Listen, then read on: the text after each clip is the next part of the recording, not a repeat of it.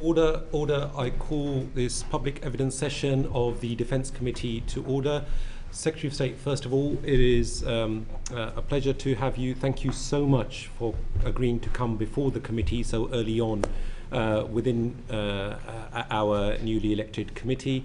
And also, I would like to say a warm welcome to David Williams, the Permanent Secretary for Defence, and also to Lieutenant General Sir Rob McGowan, the Deputy Chief of Staff for Military Capability. And Secretary of State, please also, on behalf of myself and our committee, convey to our brave servicemen and women, all the staff at the Ministry of Defence and your ministerial team, thank them, please extend our gratitude for their brave work and service in discharging your primary duty to our country in terms of our defence and national security. So please do convey that.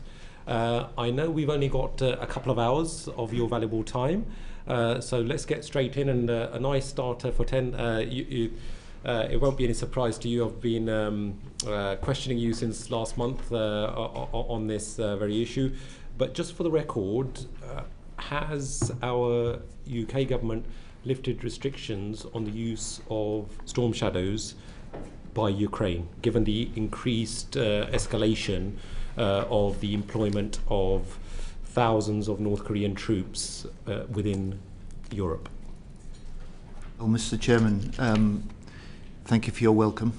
Perhaps you'll allow me a few opening remarks, as you've made, before I answer that question. One of the special privileges of this job is every day meeting inspiring men and women who are serving in the military, the civil service and in industry, who are totally dedicated to defending this country. So I will pass on your committee's appreciation for their work, as you ask.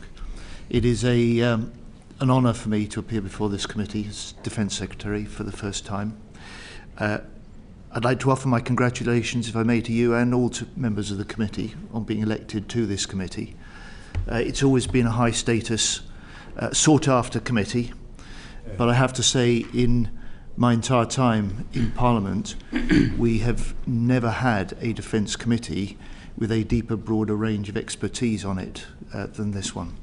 I know that means that you will be set to provide proper, tough scrutiny to me, the ministerial team and the department, but I welcome that. I take my duty to account to Parliament very seriously. And on that, Mr. Chairman, as a new government, I want a new relationship with Parliament and with this committee. I want to increase the transparency that we're able to provide to Parliament and to this committee to do your proper job. And I want to increase the information that is provided. And Mr. Twigg and Ms. Llewellyn-Buck in particular, and you, Mr. Chairman, as members of the previous Select Committee in the previous Parliament with the previous government, will know of the frustrations that members of the committee on all sides had on that. We have already held 2 briefings on Ukraine for all MPs and had close to 120 MPs attend those. We will do more. We've done them with peers. We're increasing places on the all-party Armed Forces Parliamentary Scheme. And I've discussed with the Permanent Secretary ways that we can offer to you and members of the committee, Mr. Chairman, closed-door briefings on areas and with information that it is not possible to share openly to the committee in a forum like this. So that will be my approach to working with you and the committee. I want to say 2 things, if I may, before I get on to Ukraine. The first is that everyone knows these are serious times. War in Europe, conflict in the Middle East, growing global threats. And technology is rapidly changing. It's changing the nature of warfare. It's changing the nature of what is possible. And everyone on this committee also knows, whilst we face serious threats, there are serious problems with defence. And it was my last but one predecessor that said to the House of Commons about his own government that we have hollowed out and underfunded the armed forces over the last 14 years. And so, as I told the House in my statement yesterday, we knew there were problems, but these problems were worse than we thought. And so the action that we are taking, and I reported yesterday and will continue to take, to get a grip of MOD budgets, invest in the areas that we need for the future, and make sure that we can deliver better for our frontline forces and better value for money for the taxpayers. On Ukraine, this is a serious moment that I come before the committee. Defence intelligence will reveal today that the front line is now less stable than at any time since the early days of the full-scale Russian invasion in February 22. And we've seen in recent weeks a very clear escalation from Putin and his forces. They've stepped up attacks on the energy system in Ukraine ahead of winter. They've stepped up attacks on civilian centres, killing children. They've deployed at least 10,000 North Korean troops to the battle front line, and there are unconfirmed but media reports today of Russia firing a new ballistic missile into Ukraine, which they, we know, have been preparing for months. So that while the Ukrainian actions on the battlefield speak for themselves, Mr. Chairman, be in no doubt that the UK government is stepping up our support for Ukraine, determined to continue doubling down our support for Ukraine. And this is what I told Minister Umerov in a long call on Tuesday. It's what I discussed with the US Defense Secretary Lloyd Austin on Sunday. And as I told you and the House yesterday, it holds for this committee as well. I won't be drawn on the operational details of the conflict. It risks both operational security, and in the end, the only one that benefits from such a public debate is President Putin. Thank you very much, Secretary of State, and thank you first of all for your kind words for myself and committee members. Indeed, I want to place on record your cooperation, the very fact that being elected chair of the committee, the very next day you and I had a meeting, and thereafter the openness and transparency with which officials at the MOD have also given us private briefings. I'm very, very grateful to you for that. And in terms of storm shadows, I was fully anticipating that answer, but I won't dwell on that further, but just to say that we are very much in line with the fact that yourself and the government are so fully supporting Ukraine, and I think that is what is required to support our friends and allies. Well, let's move on to 2.5%. When do you anticipate we will be moving to a position of 2.5% of GDP spent on defence? Well, you'll appreciate, because you, like I, as a Labour MP and Labour candidate, stood on the manifesto of a unique commitment to increase defence spending to 2.5% of GDP, a level that's not been met in this country since 2010 when Labour were last in government. And our commitment is that we will set a clear path to 2.5% of GDP on defence.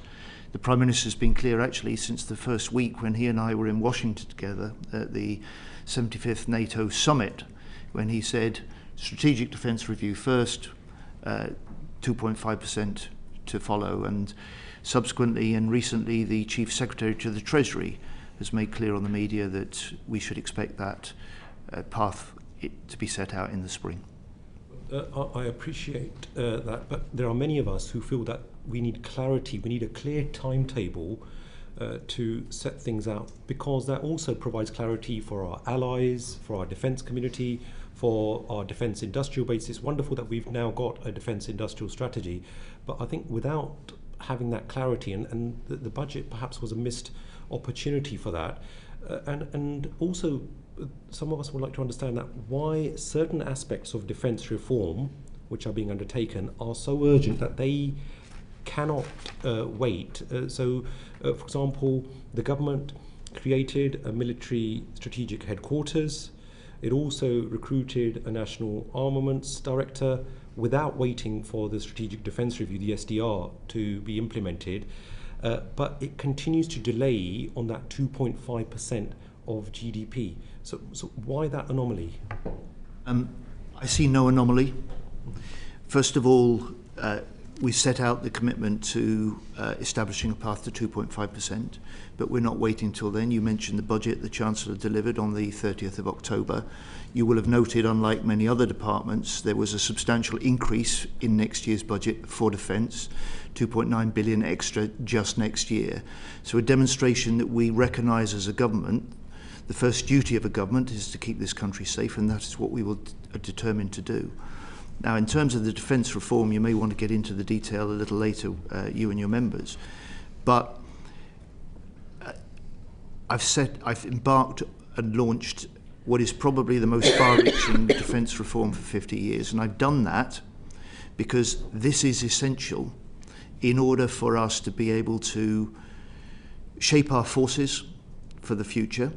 It is essential to being able to deliver the sort of recommendations that we might get and the strategy that the Strategic Defence Review is likely to set out. We certainly will be going into reform. I'll leave that to my colleagues, some of whom are very, very interested to come in on that, especially subsequent to your statement yesterday to the House. But I fully appreciate that you get the urgency of this. And as I've mentioned in the House over the last couple of months, that's not a matter of question. But the key thing here is, do others in government actually get the urgency of this? Because since 2009 and 10, the defence budget has actually reduced in real terms. So adjusted for inflation, using 2023 to 2024 prices, the current spending, our spending on defence, is actually lower than it was in 2009 and 10.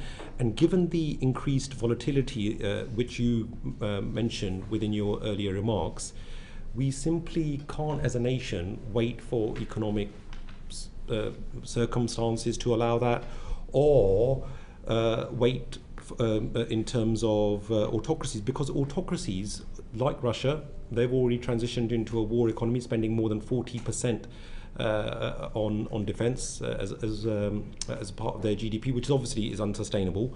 But whether we look at North Korea, China, Iran and others, they have substantially ramped up. So they will not be waiting until the situation in terms of the economy becomes better. So have you been able to make that point to other colleagues in government around the cabinet table? So you make the point I made to the committee earlier. These are serious times, war in Europe, conflict in the Middle East, rising global threats, as you say, which is precisely the reason why we must increase the defence spending to 2.5%. Everyone agrees with that in order to deal with the threats we face and the transformation that we require in our armed forces. And you are right, although I'm not familiar with the figures you cite. That is in the end what Ben Wallace meant when he said over the last 14 years we've hollowed out and underfunded the forces. And this was before your time in Parliament, Mr. Chairman, but in 2010, when we had a change of government there, we were spending 2.5% of GDP on defence. We had more than 100,000 full-time soldiers in our British Army. And in that first year of that new government in 2010, they cut the defence budget by £2 billion. And over that first 5 years, during that period of austerity, they cut defence by 18.8% in real terms. And that is part of the long legacy and the inheritance that this government is now having to deal with in the context of the rising and diversifying threats. And the question you started by asking me in that series of questions was, to what extent has the rest of government recognised the importance of this? And I would just say to you, it wasn't just there in the Labour manifesto, the commitment of this government, but it is something that the Prime Minister has reinforced, and it's something that the Chancellor has reinforced, and most recently in her budget statement on the 30th of October. Before we move on to the Strategic Defence Review, my colleague Calvin Bailey would like to come in on this very point.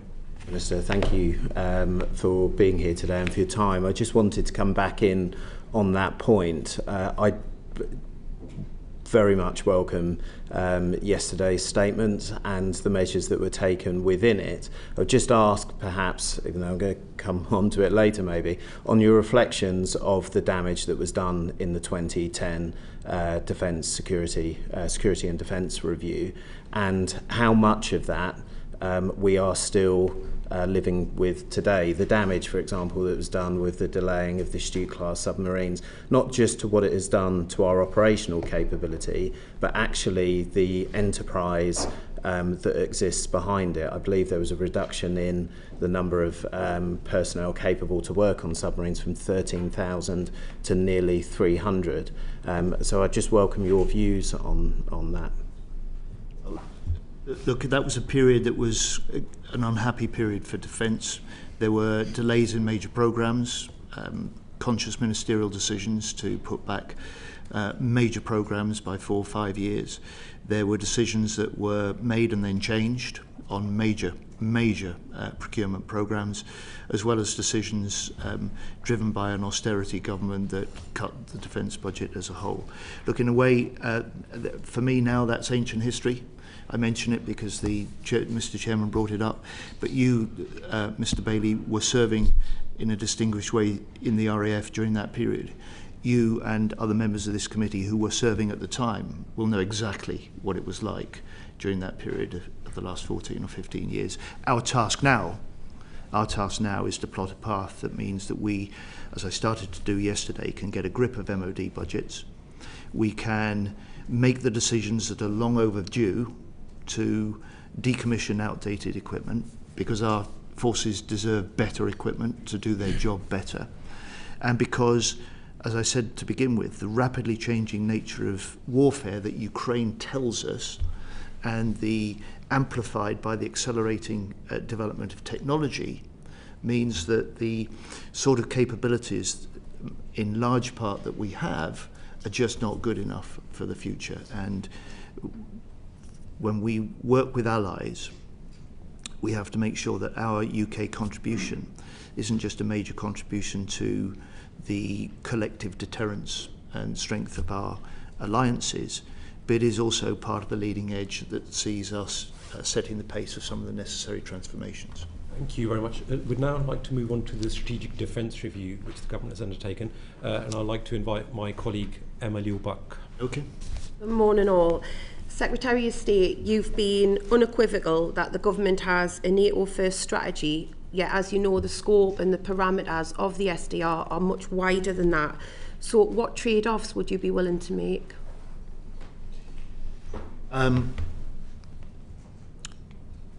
Ms. Liu-Buck, that is a question that is, in all honesty, not possible to answer at this point.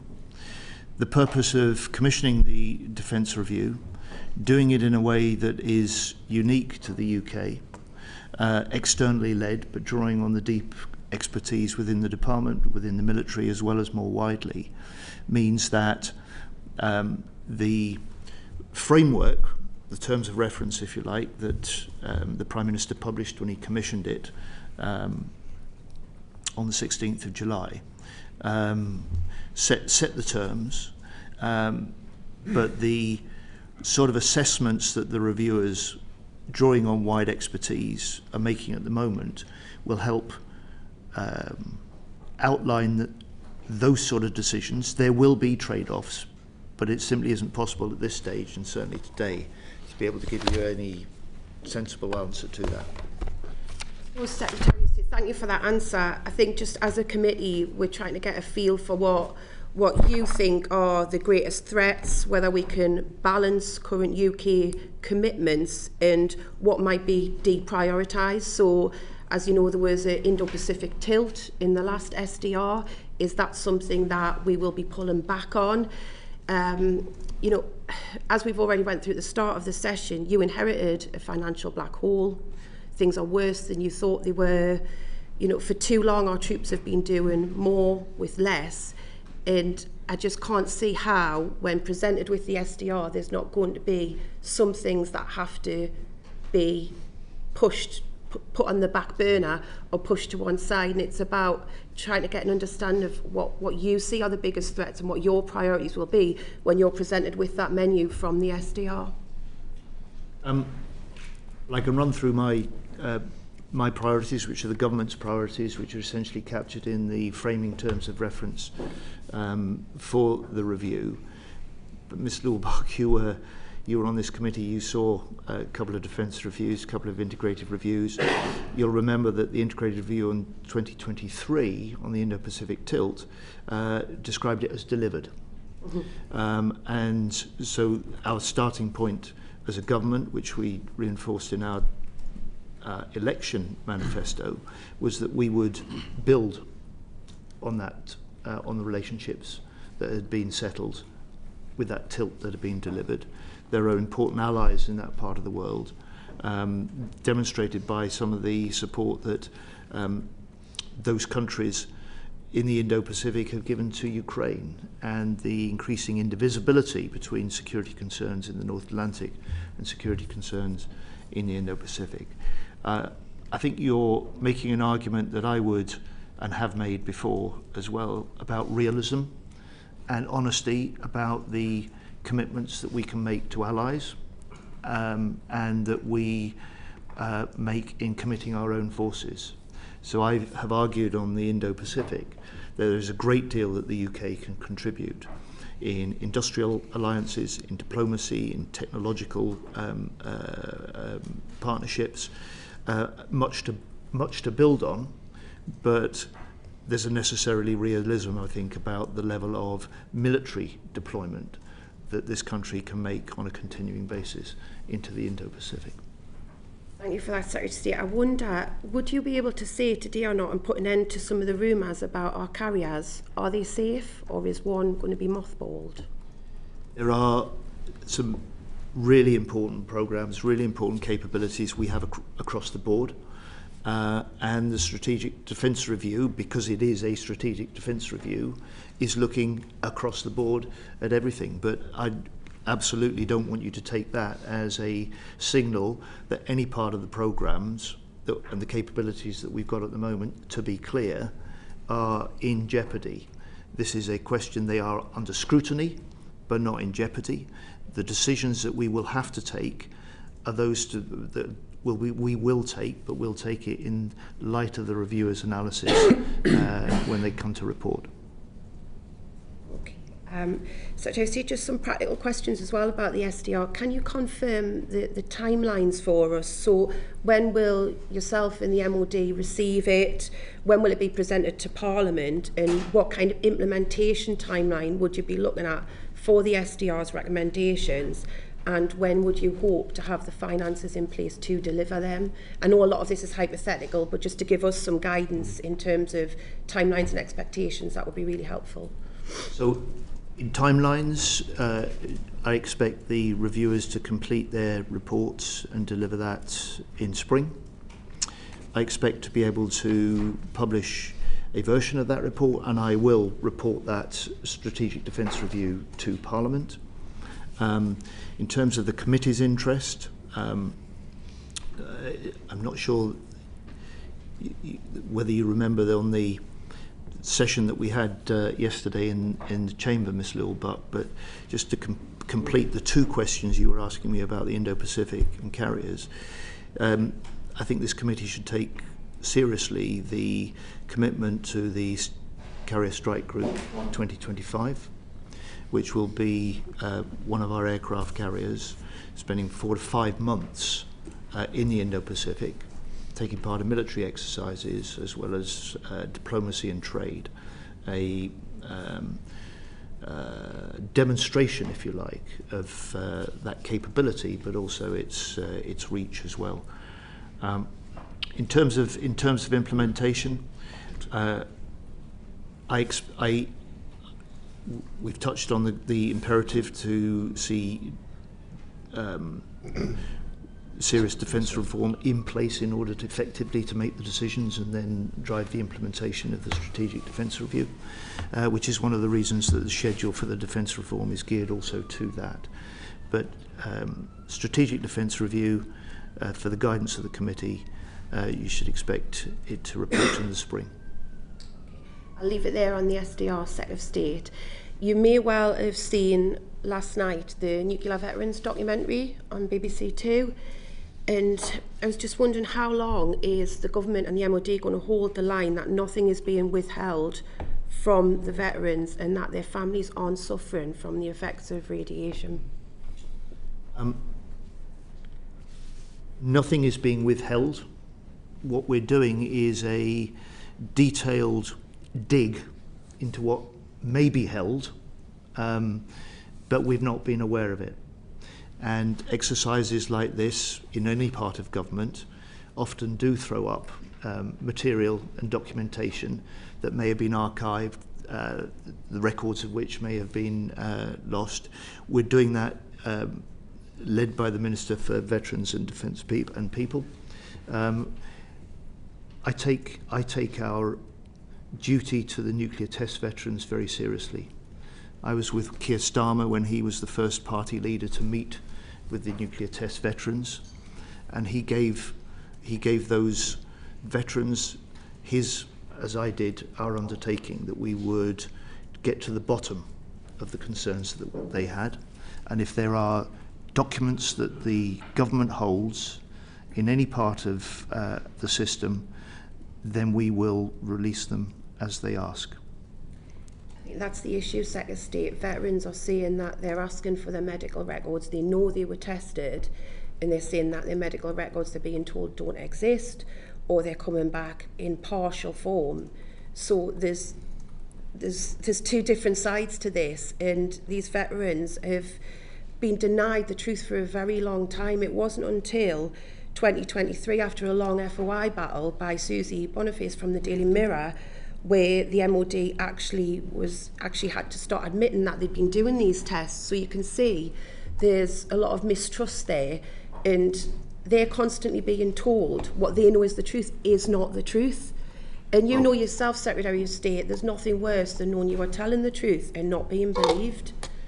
First of all, hats off to the Mirror and Susie Boniface for the campaign that they've run and the way that they've supported the nuclear test veterans. But with respect, there isn't necessarily an inconsistency.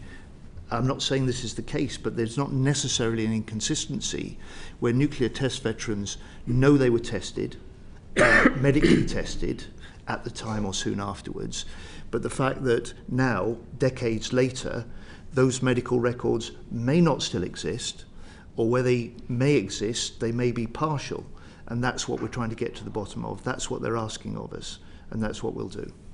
Yeah, I think that's the thing they're saying. If they're not there, where did the records go and on whose orders? Because they know they were tested, and I suppose that comes back to their main ask, which is that they would like, and I don't know what your view on this is, Secretary of State, they would like a judge-led special inquiry with the power to investigate, adjudicate, compensate and commemorate them, because they're dying every week now.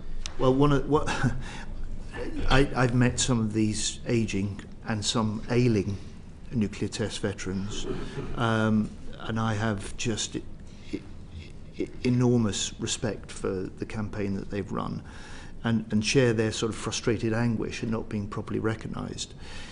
But with respect, that sort of judge-led inquiry could take years, and the importance is that we get to the bottom and try and answer the questions they've got, provide the recognition that they seek that we have done with medals, and that's what we're determined to do. We came in as a fresh government committed to doing that. That is what we're doing. But some of this digging is not straightforward, and some of those records may not exist. Yeah, thank you very much, Secretary of State. This is a very, very emotive issue. You mentioned about the Mirror and other activists like Susie Boniface who have been doing a lot of great work. I appreciate that the Minister for Veterans and People visited one of our veterans recently to hand a medal, but I think this issue will keep going, I think, because those veterans do need justice, and I think you fully appreciate the gravity of that. I believe my colleague Jessie Norman wanted to come in. Thank you. Just to come in on the back of what Emma's just been saying. But I had one quick question, if I may, the Secretary of State. You've made some play about the decisions of the 2010 government, but wasn't it true, weren't you a member of the government before that published a document in March of 2010 which planned significant reductions in public spending, including in defence? We were dealing, as you'll remember, with the aftermath of a global financial crisis driven by the overextension and recklessness of the global financial system. We were helping to pull the economy out of the deepest recession that we'd had for decades. And in fact, in the first quarter of 2010, the economy was growing strongly at over 1% in that quarter alone. So there was a financial legacy to deal with. That is certainly true. And there was an economic recovery to try and protect. And we had plans on how to tackle that. Should we have won the 2010 election? We didn't. It fell to another government that took a much harder line on public spending. I mean, you've talked about the importance, and I completely respect and agree with the importance of realism and honesty, but would it not have been a bit more realistic of you to acknowledge the financial circumstances in 2010 and also to a bit more honest by your own lights to say that Labour were planning £73 billion worth of public sector cuts, public spending cuts over the following 4 years, including £4.5 billion in defence? That would have been a material fact. Both parties, the government and the opposition, were thinking hard about how to pull the country out of a terrible nosedive it was in. And I think it's just worth putting that on the record all front. And I think you're agreeing with me, Secretary of State. Can I ask about the SDR? Will it, just to follow up on Emma's question, will it actually state what the priorities are in terms of the scenarios that it envisages that we must be prepared for as a country, rather than just pretend that everything is a priority? Will it say, we think a war in Europe is a central priority, for example, and we're prioritising around that, or will there be a degree of fudge, do you expect? What are the kinds of demands you're placing on it? I am certainly not expecting the reviewers to produce a fudged report. You can get, Mr. Norman, some indication of the priorities that will be in the review because they are what we've set to guide them. So, for instance, we're a government that has made the commitment to a NATO-first approach to defence, and that helps frame the thinking and assessment that the reviewers are undertaking, and it will clearly frame the options that they will weigh and the likely recommendations that they may make to us. And if I may say so, I hope the committee will find it useful when Lord Robertson comes to the committee, because he's offered to do a briefing session with members of the committee in a couple of weeks' time. And I think you'll have a sense both of how serious and thorough this process is and how rapidly, properly rapidly, but nevertheless thoroughly, they're undertaking it. And you will get a sense then also of reviewers who are briefed, charged with, but utterly determined to make sure that they confront the government and the country with the decisions that we need to take in order to deal with the state of our forces, but most important, make them fit for the future so that we can reinforce the contribution we make to NATO, we can strengthen our collective and our national deterrence, as well as our ability to fight effectively in the changing circumstances if we're required to do that. Colleagues will want to come in, but just a very final question, if I may, Secretary of State. Just could you give us a little update on the thinking and the review that you're giving to the destruction or damage to the undersea cables in the Baltic in the last few days? I think that's quite a significant further escalation potentially. You're entirely right, Mr. Norman, and one focus within the terms of reference for the reviewers was to assess the adequacy of our homeland defences. And clearly, I think there's a recognition in recent months, not least because we've seen damage to essential undersea cables in different parts of the North Atlantic, North Sea and Baltic, that this is an area that requires attention. And General McGowan is very involved in part of the internal support to the reviewers' work. He may want to add something to your questions here. Thank you. I can add a couple of things. I mean, I think we're looking at the review and supporting the review team, supporting the Secretary of State and the Prime Minister through 4 lenses and trying to balance the resource against those 4 lenses. As the Secretary of State has said, NATO first is going to run through the heart of any outcome of the review. That's why we go to Brussels every week, to understand what the demand signal is from NATO and how we can influence that demand signal, because we're part of NATO, we're a member state, an important member state. Secondly, and you've spoken about more global responsibilities, and that's another balance we have to play, accepting that NATO first is the primary focus of the review. The third area, and the Secretary of State's just touched on it, is homeland defence, and that does overlap with our responsibilities for NATO. But do we have enough homeland defence capability against the new strategic context in terms of warfighting deterrence? And then the fourth area, we've just spoken about it, is this so-called hybrid grey zone activity. These attacks on critical national infrastructure, Russian aircraft buzzing our airspace on a regular basis, cyber attacks every day. This is happening now, and we've got to ensure that we've got the capability to fight that fight today, as well as deter for warfighting. So all of these things are in play.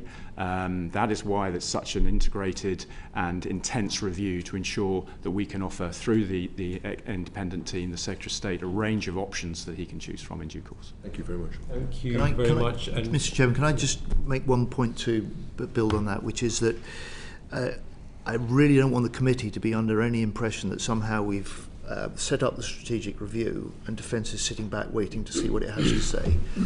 Whether that's dealing with the Russian spy ship, the Yantar, that's been in our waters, and we've tracked them every mile of their circumvention and made sure that they knew that we were watching, and we've kept a title then, or it's not waiting for the strategic review but recognising your concern, Mr. Norman, and building that into the UK-German defence agreement that we were able to strike within 4 months of coming into government. So it's undersea cables, the shared concern that we've got for that part of our defence and security, that we can develop bilaterally with Germany as well as within NATO, and make sure that we do what we need to do as a nation as a result of the strategic defence review as well. Thank you very much, and we are very much looking forward to our public evidence session with Lord Robertson next month. I'd like to now move on to NATO and other European alliances. Mike Martin. Thank you, Mr. Chairman, and thank you, Secretary of State, for the time that you've taken to come today with your team, and particularly welcome the comments you made in your introduction about transparency towards Parliament and towards the committee, so thank you very much. So, as the Chairman said, I'd like to ask a couple of questions about NATO. What does NATO first mean to you personally? It's a recognition that, first of all, and I say this as a Labour Secretary of State, it means, first of all, a sense of pride that it was a Labour Foreign Secretary that was the architect of the NATO alliance when it was first established, and in particular the Article 5 collective defence at the heart of it. So I feel, first of all, that Labour is the party of NATO and has always been part of the NATO. Secondly, I recognise it as the most successful security alliance in the history of the world. It's sustained over nearly 7 decades, and it is stronger now, more unified now, and bigger now than it's ever been before, which is precisely the opposite strategic effect that Putin wanted by invading Ukraine. So we have been strong supporters from opposition and continue to be in government now, for example, to see the Swedes and the Finns accede to the NATO. So 32 nations strong, with challenges that we can now meet together, but the confidence that as individual nations, that should any come under attack, then we won't face those adversaries, we won't face those threats alone. Thank you. So I guess I take from that answer and some of your previous answers this morning that as we work in collective defence, the contributions of individual nations are what make that defence. You know, we as the UK promise certain capabilities and outcomes to NATO as part of that collective defence, and other countries do that for us in return. That's of course what makes us strong. So I wondered if, with your permission, I might just run through a few capabilities and operations that we might have to carry out to contribute to NATO, and just to see where we are on them. So would the UK be able to deploy and sustain a division to NATO's eastern flank? Let me give you an answer to this, which will be the same answer to the, I suspect, the checklist of questions that you've got, which were questions that I had in opposition, which were the reason that I made the commitment before the election and have undertaken since to undertake a NATO test, which I've now completed. And that was set to do exactly the job you're now asking in public, but to provide the answers that I can't share in public, but I'm willing, Mr. Chairman, if you wish, on a properly classified basis to members of the committee to share the results of that NATO test, because it is a concern to me that as the leading European NATO nation, that we're able to make and fulfill our commitments to NATO. So whether it is a field of full division, whether it is any of the other major asks, and over what sort of timescales, we've undertaken that test. I will share that with the committee, but I won't do that in public. Thank you very much, Secretary of State. Yes, we would like to take you up on that offer of a classified level session for the committee, but carrying on. Thank you very much. That's very generous of you. So accepting that you won't divulge the specific yes-no answers to those capabilities, I wonder if I might just run through whether those capabilities will be within your private answers. Thank you. Sure. So the UK warfighting division to NATO's eastern flank. Yes. How many brigades we could get to a start line in Senelaga in the event of a major escalation?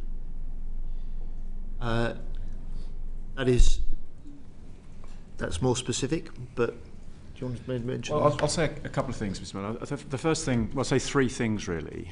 Conscious the Secretary of State has offered a classified briefing on this. The first point I would make is that if the British Army was asked to fight tonight, yes, it would fight tonight. And I don't think anybody in this room should be under any illusion that if the Russians invaded Eastern Europe tonight, then we would meet them in that fight. That would be the first point I'd make. Secondly, and as we go through the classified briefing, can we sit here and say that 3 UK division carries no operational risk whatsoever? Of course not. There are a range of operational risks and operational strengths associated with that division, and that is exactly what the Strategic Defence Review is addressing. We've spoken at this committee before about a munitions strategy and a munitions plan. We know we need more lethality. We haven't been secret about that. The Secretary of State has talked about stepping up some of those joint enablers that we need to do. So, of course, there are areas that we're addressing through the SDR. But my third point would be critical to responding is ensuring that we can respond and adapt. And the ability to respond and adapt is absolutely lies at the heart of our industrial strategy. And we're seeing this playing out in Ukraine. It's the ability for Ukraine itself and those allies of Ukraine that can respond and provide whatever they need, or in our case, whatever the alliance needs in the case of a major conflagration with Russia, is able to have the industrial strength to respond. And that is why so much of what we're doing is through the SDR, and what we've done up to the SDR is about absolutely embedding a sovereign industrial base and an allied industrial base as well, because the situation changes on the ground, as you well know. General, Thank you. if I Just one second. Thank you, General. Yeah, no, I'm absolutely certain that if the Russians invaded Eastern Europe, the British Army would be there. I'm a reserve officer, so I would probably be there with them.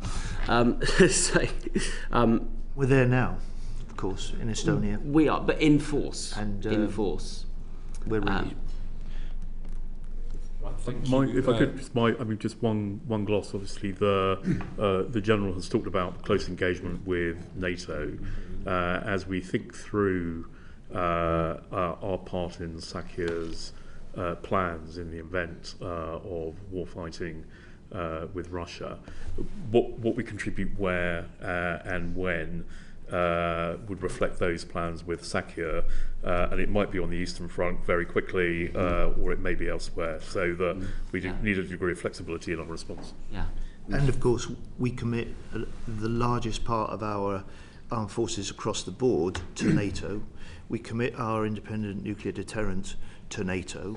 We have around 1,000 people in NATO institutions.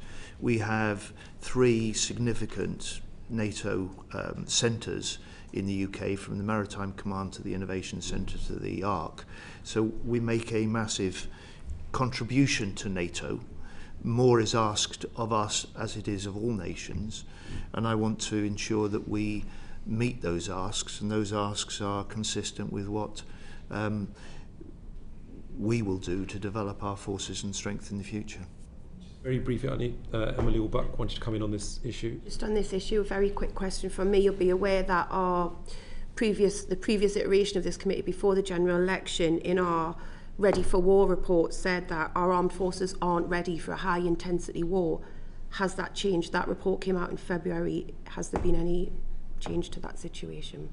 Well, we discussed this, I think, at the last We committee, did. and I think you said we will have to agree to disagree, I think is Yes. what your words. Because I made the point that we are ready to go to war.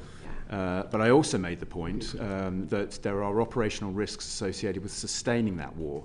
And I think the previous Secretary of State said that, reminded ourselves, whatever the context, we'll be fighting as an alliance of 32 member states. And so looking at this in isolation of a particular country, I think masks the fact that the strength of the alliance is the 32 nations within it. But we'll go back to the point, and the Secretary of State's been on record for saying it, we've got more to do to ensure that we can endure the fight. And that's what the SDR is about. Director, I think just wanted to come on We that. made the conversation well, General, and we did agree to disagree. So the key question which you just slightly touched on then is how resilient would our army be? In other words, how long could we keep them in the field? Well, I mean, fighting, as a number of people in this room know, fighting power is not just about equipment and capability, it's about the moral component. And the moral component is about staying in the fight. And I'm wholly confident that every member of the British Armed Forces has the moral component to sustain the fight. In terms of capability, we've been clear that we need to we're going over old ground. Sorry, I'm talking about resilience. So you can put an army in the field for how long for? Well, you wouldn't expect us And here. I quite understand we have equipment. You wouldn't expect us as on you live. guess, we've been around a bit, so we understand that bit.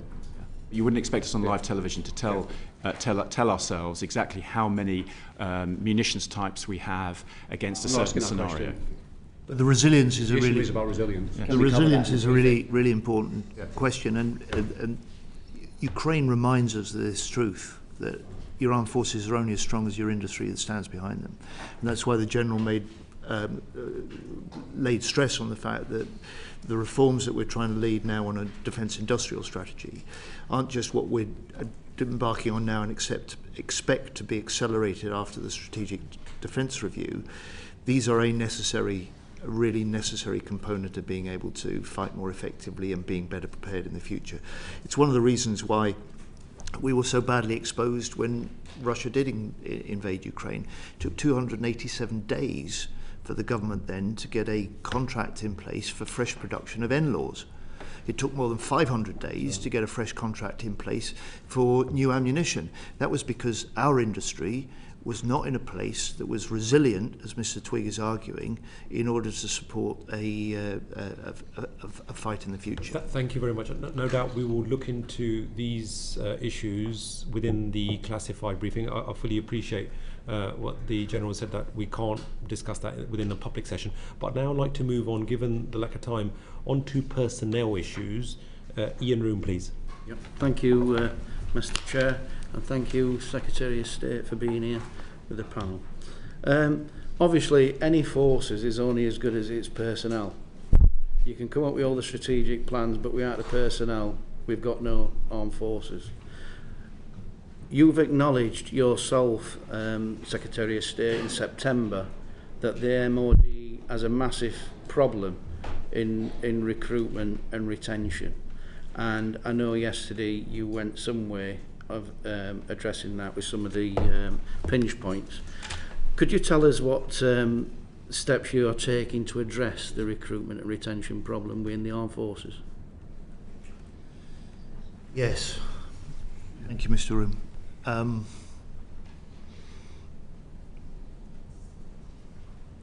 This is, I'm pausing only because I really want to emphasise that we're a government now that will place people at the heart of our defence plans, and we're now facing what are deep-set problems. And those deep-set problems run over the last 14 years, where recruitment targets were set and missed every year, where in the last year service morale fell to record lows, and over the last year where our forces were losing 300 full-time personnel, more than were joining every month.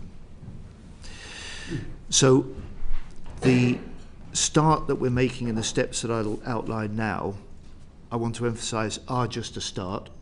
And when you have those deep set problems and established trends, being able to reverse them and then recover the situation will take time, can't be done overnight.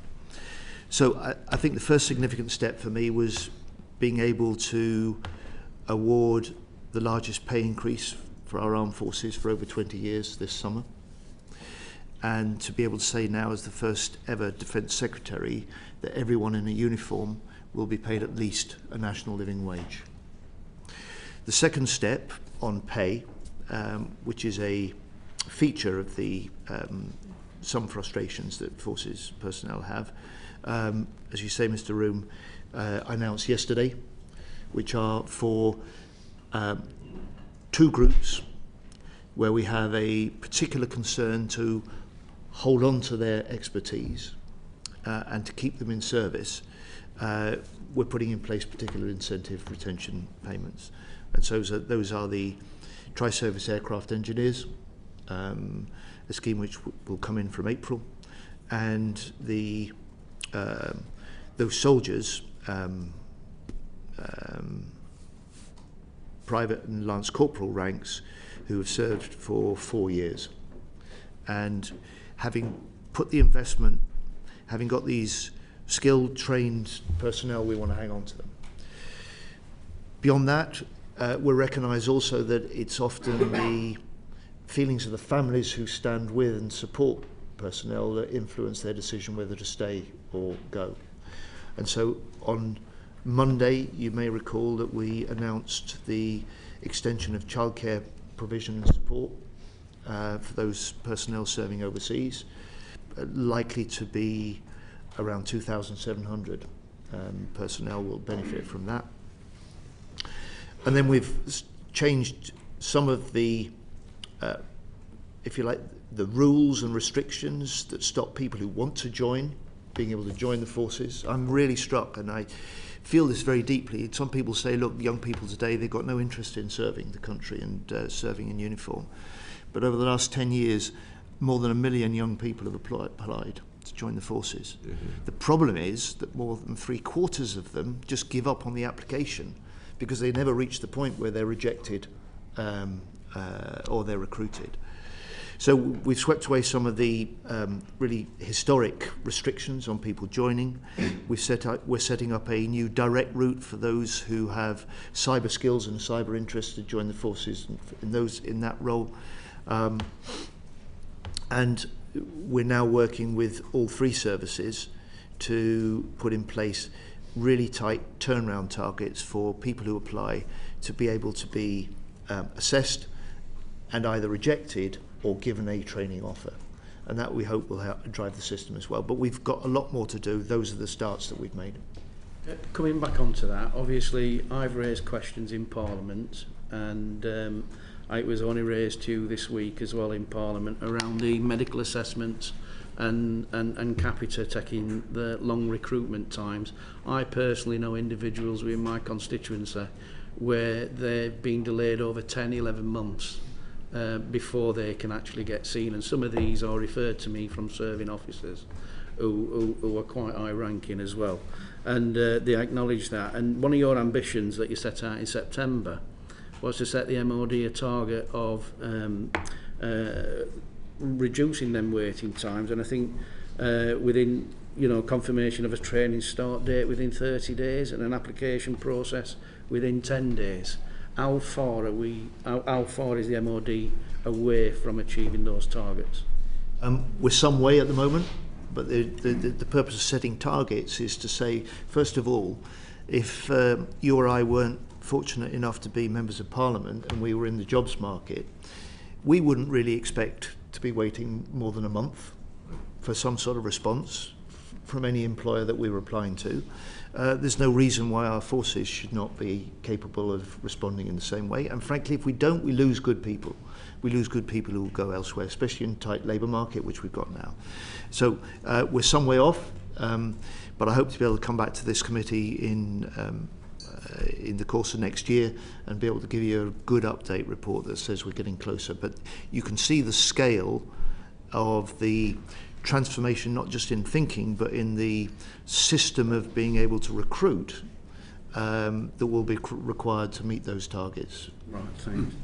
Just stressing the Armed Forces Recruitment Programme, which will go live in 2027, will see a fully digitised pipeline, which we believe is one of the heart of the problems of people taking so long, because quite often it's not easy to track where they are, but this digitisation will greatly improve what you've just said and help us meet those targets. So obviously the Aythornthwaite report that was published, while they were doing the investigation, obviously the Ukraine war started, so it influenced some of that report. How far is the MOD and your department in actually actioning those recommendations that was recommended by the Aythorn report? Yep. So this was probably the first systematic look at the range of things that affect morale, recruitment, retention that had been taking place for years. It was very valuable and I thought very comprehensive, even though it was commissioned under the previous government. David, do you want to give Mr. Room an update on the departments, how far the department is with the different elements of it? Mr. Rooms, you'll appreciate we didn't get to formally publishing a government response to the Aythornthwaite review before the election was called, but work within the department to take forward its recommendations have focused in the first instance on the engineering cohort, and as the Secretary of State has said, one of the FRIs that we announced yesterday relates to a group of air engineers, looking really at the offer, the total reward, looking at what's described in the report as zigzag careers. So how do we make sure that we are making the most of people who may want to leave the services but then come back, looking at routes to entry. So there's work in hand on those aspects of the review, but with the change of government and the new ministerial team, what we are currently doing is working through a refreshed sort of defence people plan and strategy, with an immediate focus, as the Secretary of State has set out, and as you've been asking about, on recruitment and retention, with a clear early focus on resetting the relationship between the government and the armed forces. So the introduction into the House of legislation around the Armed Forces Commissioner is a good example of that. So I think in terms of taking forward the detailed recommendations of the Haventhwaite review, that will get swept up in a refreshed people plan to reflect the particular priorities of this government, but the direction of travel, the breadth of recommendations will all be encompassed within that. I know there's a great deal of interest on this. Just if you nearly concluded. Yeah, I was just going to say part of that review, and thank you for the zigzag career synopsis, if you like.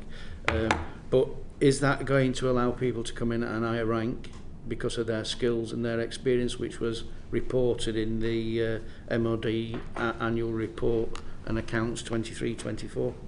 That's the intent. So if you leave, you go out, you gain different skills, additional skills, and then look to come back. We should reflect that in the roles and responsibilities and the rank that you get when you come back in. I mean you can do that today. Yeah, I'm going to do that today. Okay, you can join the Navy today as a petty officer. I mean, that's important because obviously they've got the equivalent skills in civistry, and they will, it's a choice, so that's good to hear. Thank you, Raj. There's a great deal of interest around this, so if we can just delve further. Lincoln Job, please. Secretary of State, you said yesterday to the House that the Permanent Secretary would lead a leaner department. So if I may just ask the Permanent Secretary, does leaner mean fewer MOD civil servants? And if it does, how many are going to leave and by when?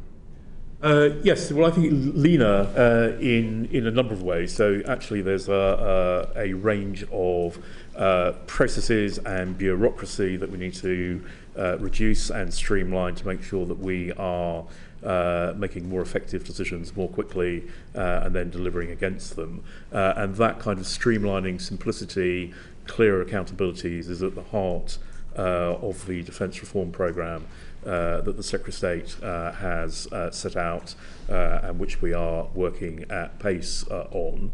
My expectation is that the number of civil servants in the department will fall. We've reduced by 1,000 over the past 12 months down to full-time equivalents of 56,800. That's a net reduction of 1,000, having increased civil servants within the overall defence nuclear enterprise by about 500. My sense is at the very least we need to get down to probably 2019 levels as a net position, but there will be areas where we want to increase the number of civil servants either by permanent recruitment for currently sort of external professional services, so Defence Digital is a good example of that, or in areas where civilianisation makes sense, so aspects of the home base, medical services are an example of that. I'm happy to share a note with the committee, but within that sort of current 56,800, we've got around 6,000 police officers and guards, around 1,500, healthcare professionals, over 3,000 scientists. So it's not a sort of 56,000 sort of traditional policy civil servants, as it were, sitting in main building. But I think the combination of simplification, clearer accountabilities, reduction of bureaucracy, as well as investment in automation, modern back office functions, means that we should be able to deliver the support to ministers, to the armed forces, to the wider public with fewer civil servants than we currently employ. I currently have no plans for specific redundancy programs. We'll look at the balance between inflow, retraining and outflow, but I think that's something we will want to keep under review as the recommendations from the SDR come forward. We're already engaging with the new Office of Value for Money about how we can lean in with broader cross-government productivity initiatives as well. So I think there's a sort of watch this space in that area. And very fulsome answer. So I thank the Permanent Secretary. So the 56,000 is going to come down. Do you have in your mind a particular percentage, say, as a target, and in what sort of time frame? So if we came down from, if I sort of take last autumn as a baseline, which would have been around 59,000. If we look to get down to 2019 levels, that would be a reduction of around 10%. Actually, in order to create the headroom for permanent recruitment, where currently we're relying on professional services, or to create headroom for civilianisation, we actually need to take some of the core roles down further to build back up. But I think as a minimum, a kind of 10% reduction over the lifetime of this Parliament is a good jumping off point. But as we think through the opportunities in our productivity work, as we think through the recommendations from the SDR, we may well want to adjust that. Thank you. Thank you very much, and Permanent Secretary would very much like to take up your offer of a detailed note. It's good that you're on top of the various facts and figures, but I think a detailed note to the committee would be greatly appreciated. Alex Baker, please. Thank you, Secretary of State. One of the areas that I know that we are losing recruits is with Commonwealth soldiers, because we put this cap, 15% cap, per cap badge on the amount of recruits we could take. With 36,000 Commonwealth soldiers in the pipeline, are we not missing a trick here? I think we've got a good record of recruiting Commonwealth soldiers, and our levels of recruitment from of soldiers in particular from the Commonwealth is actually relatively high at the moment. There may well be many more that want to apply than we can take, which is good because it means we get a selection of the best, and we can offer in any of the forces, but particularly it's attractive in the Army, really an extraordinary career, fresh skills, and the chance really to transform the lives for those individuals and their families as they serve our country and make their contribution. We not get that additional flexibility in, try and take more Commonwealth soldiers as quickly as possible? Look, theoretically we could. I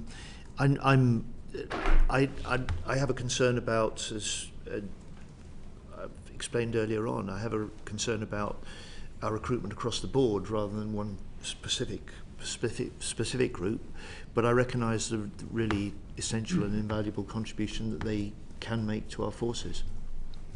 And then where we've got specific shortages around like medical roles, I was really pleased to see the expanding of the fast track process around those cyber engineer roles. Is there an opportunity, where we've got shortages in radiographers, dental nurses, mental health nurses? Is there an opportunity to do something around those sort of roles, a fast track process?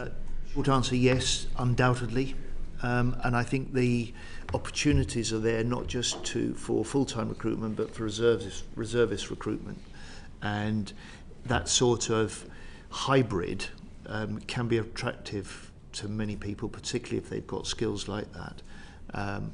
And many of those in the medical service who are full-time forces personnel actually work a lot of their time within the NHS and make a contribution to our NHS as well. So in a sense, Mr. Room, you've got your fluid boundaries and some of your zigzag career path happening in practice, particularly in the medical field. And General Rob may have some more detail to add to that. And just to add that we want to manage them better in service, and that's what unified career management is about. And medical was the first unified career management pilot that we started that's now fully fledged. And what does that mean? That means we manage them across, because they're so highly skilled, so valuable. We want to manage them across the whole of defence rather than in a single service. We want to give them a proper skills pathway and for that to be recorded and recognised outside. And so we're taking real special care of these niche cadres, if you will, to ensure that they are recognised and retained because they're so valuable. And that's a deliberate policy over the last 2 to 3 years. Thank you very much. I'm mindful of the time, but a very short intervention from Mike Martin. Yeah, very please. quick. Thanks very much for offering to write us a letter in detail about the headcount reduction plans.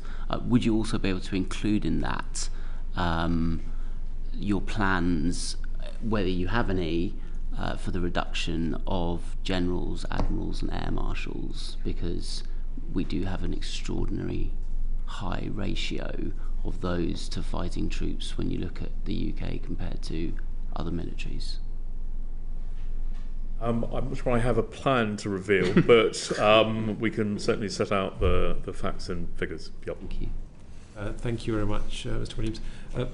Michelle Scroggin, please. Thank you, Chair. And thank you, Secretary of State, for your time today. The Chief Executive of the Defence Infrastructure Organisation has said that the condition of the defence estate is, as in his words, shocking, and that it'll take at least £2 billion to bring it up to standard. Is it possible to improve the condition of that estate meaningfully without a substantial level of capital investment? I think the comment you cited there is a reflection of the results and of what hollowing out in practice over a period really means. It is, you're a businesswoman, Ms. Scroggin, you know that when there are pressures, the things that very easily get put to the side are those long-term investments that are part of the infrastructure that any organisation needs. More critical, more fundamental perhaps in defence than many other services and departments. It's one of the reasons that if you would like to refer to the framework and the terms of reference for the Strategic Defence Review, you'll see that that isn't just about the threats, the capabilities, the general military questions that are normally asked. But I have asked the reviewers in particular to look at what enables more effective fighting forces that are more ready and more capable of deterring. And fundamentally, some of those are the less visible infrastructure support behind them. And so I expect the reviewers to give a strong focus on the state of the infrastructure now and the critical role it's going to play in the future. And that will pose, inevitably, some big and difficult decisions about where the best direction for investment will lie. What's the plan if that investment isn't available? Sorry, David, you want to come in? Maybe I'll pick up that as well. So, I mean, for me, I think it's the question both of the level of capital investment, but also providing a degree of confidence and certainty about that enduring over time as a pipeline. So, although we have allocated additional capital investment to accommodation aspects of the estate over the last 2 years, it's short-term investment, and at the time we're able to get the money out the door, we haven't really been able, I think, to get the full effect of that money. So I think, as the Secretary of State says, off the back of the Strategic Defence Review, as we settle our investment plans for the rest of this Parliament and make assumptions about a longer-term programme, baking in an appropriate level of capital investment for infrastructure generally, but for service accommodation in particular, I think will be an important part of how those plans are finalised. And also resource, Dell, as well, not only the capital investment, but to move from, we've been living on a sort of fix-on-fail approach to our single living and particularly our service families accommodation, and moving to a preventive regime is something we've started to do, but that's also going to involve increased investment in our infrastructure. But it's also about the rationalisation of what we've got, and that's what the Defence Estate Optimisation programme, the DO plan, is all about. Programme to ensure that what we have got is in the right place and is of the right quality, and that's a long-term programme in defence which is funded. Look, I'm going to be blunter. The Permanent Secretary has said that the additional money that was put in, and a welcome move in 23-24 and 24-25, which was 400 million under the previous government, he said that we were not able to get the full effect of that money. I would say at this point, with all due respect to what General said as well, and it's not either their responsibility, but I think the Armed Forces housing has been left in a crippled state over the last 14 years. That additional money that was announced and deployed at short notice, as the Permanent Secretary said in 2023, wasn't managed properly by ministers. Rather, as the Permanent Secretary has said, officials have admitted to me that the money wasn't spent effectively, and in particular there are serious questions over the profile of that spending. So this financial year,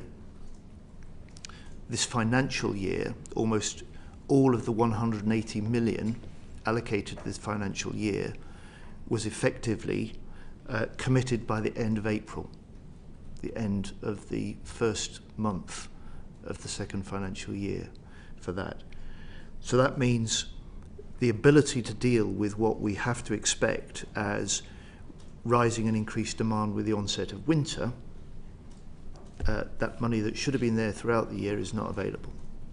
And so for me, there are some big questions to ask of previous ministers about why it was managed in this way, why the spend was profiled in that way, and why it has left the large part of this financial year that should have been covered with that welcome fresh investment is in fact not in place and not available to deal with too often the problems that Armed Forces personnel and families face with their housing.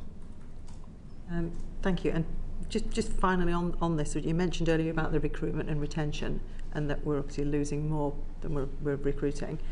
What weight would you put on the conditions in accommodation to that problem? Well, in a way, it doesn't. What weight would I think it's a central. Certainly for the conversations I've had, the visits I've done, I know it's a big feature. Frankly, if you're deployed overseas, and your kid's bedroom has mould, if your partner can't get the boiler fixed, then those are problems that worry you when they shouldn't. And I feel we're letting the forces down on that. But actually what I was going to say, it doesn't really matter in the end what I think. What matters is what those who are serving think about that. And Ms. Scrogglem, I will share with the committee the latest Forces Attitude Survey that we've got, because that details the, if you like, the points and pressures that those who are serving feel most, that either affects their morale and increases their satisfaction with service, or leads them to feel that they and their family want to get out of military life. We wouldn't want to underplay it at all, but the latest statistics, it's not one of the top three, but we wouldn't want to underplay it. Thank you very much. I'm sure many of the issues faced by our serving personnel and the issues around the Armed Forces Commissioner Bill we will be discussing at future committee meetings. But now I'd like to just move very quickly on to veterans issues as well. Ian Rowe. Thank you, Mr. Chair.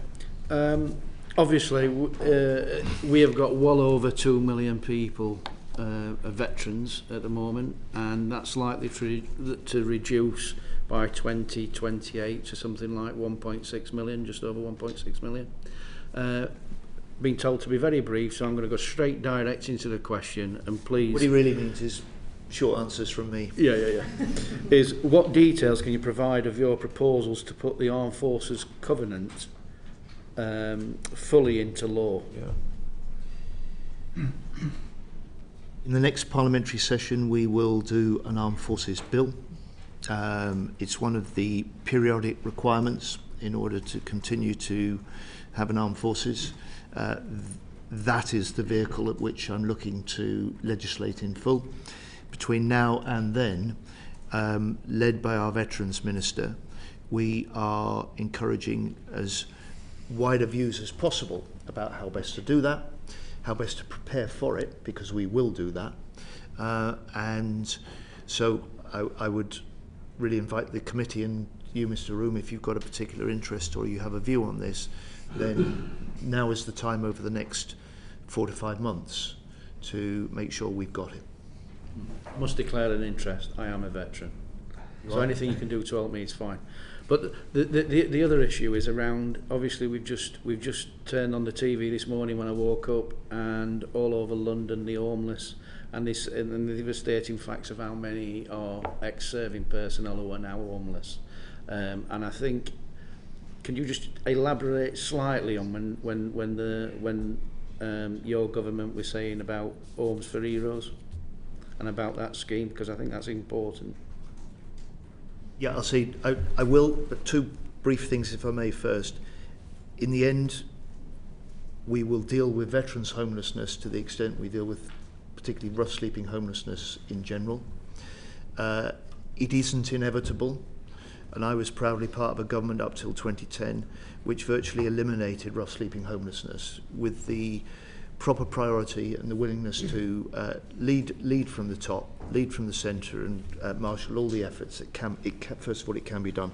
In terms of the fresh focus and concern that we've brought in this first 4 months to the homelessness, actually led by the Prime Minister on both occasions in his speech at Labour Party conference, where the DHCLG is now changing the rules that make it easier for veterans to be able to score a higher priority on social housing lists without necessary local connections.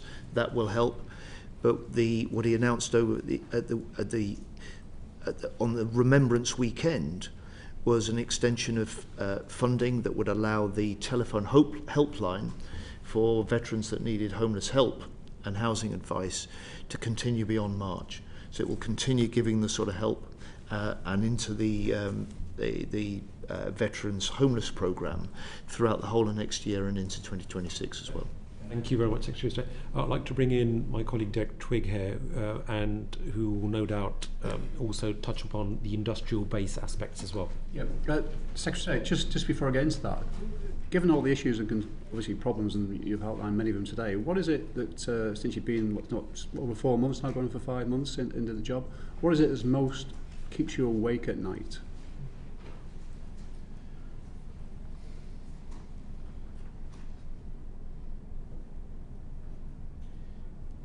What keeps me awake most is the positions of jeopardy and risk that we ask our service personnel to deploy to.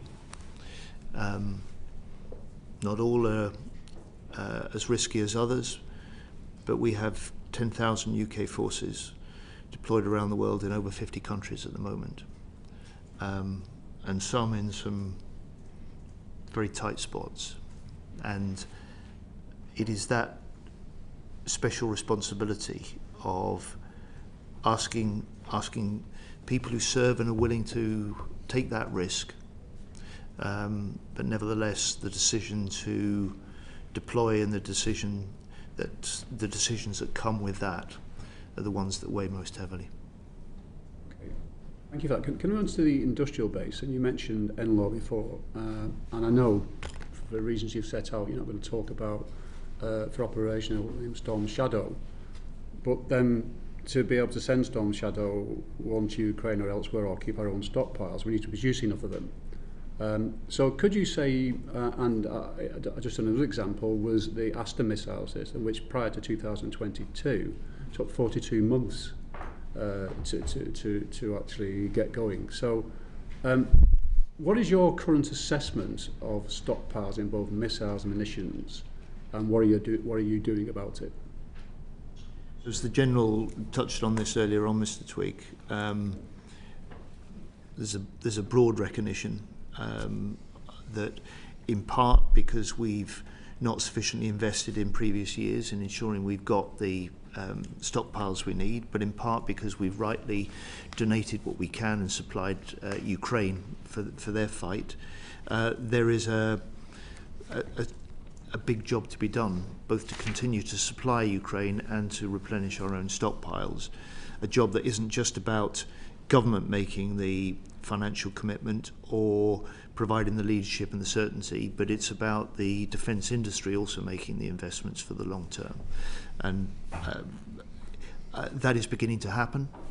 Encouragingly, I was able to announce alongside the UK-German defence agreement last month an investment from Rheinmetall that will set up a new factory to manufacture artillery gun barrels in this country, and will draw on British steel manufactured and forged by Forge Masters in South Yorkshire.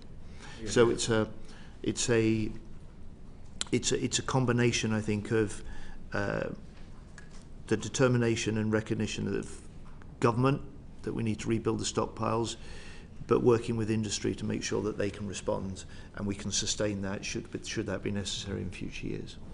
So what could we say are the three main issues out of your control that have been an impact on the industrial capacity? And what discussions have you had with industry to improve that?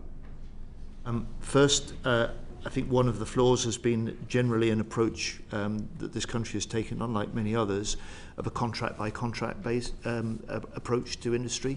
This cannot work, and if we want to leverage in higher levels of private investment into defence, which we have to do, and as a government we are looking to do right across the board, then you have to be willing to have a long-term relationship and a long-term strategy, which we've said that's what we'll do.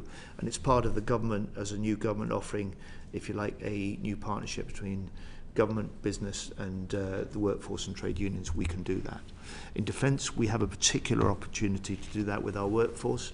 Uniquely for the private sector, the level of unionisation in defence is 38%. So there's a great deal of potential and an appetite for that. I think that's the first thing. I think the second thing is that we've too often been blind as a nation when we are looking at procurement about where the jobs, where the economic benefit lie. And I think we need to do more to recognise that defence has a vital role, not just in strengthening our security, but boosting our economy as well. So you will secondly see, under this government, a recognition that where we can, we should look to develop our own British jobs and support British-based companies. The third, I think, then, is another lesson from Ukraine, which is when the pace of technology development and the nature of warfare is changing so rapidly, you simply cannot have a procurement system that may take several years even to get to the point of contract.